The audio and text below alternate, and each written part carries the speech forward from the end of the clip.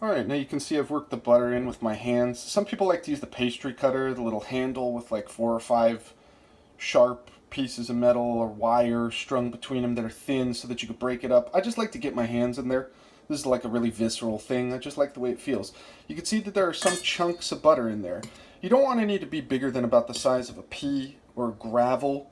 The reason that you want those chunks to be bigger is that butter is about 20% water. And what happens when you get those chunks of butter in and knead and roll out your dough is those chunks become flat, thin discs of butter.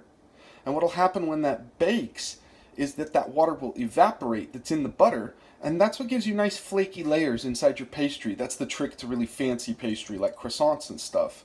For cinnamon rolls in this case, we just want a couple. It's not going to be very heavy because this is an enriched and pretty wet dough, but you still want some lift. You still want what's called the crumb, the holes that are inside the baked good when you finish. So having the butter like this, where it's got some chunks in it still, you can sort of see there's some pieces that if you push them, that's a disc of butter. That's great because when you roll that out flat, that'll just be super thin, give you really nice flaky dough.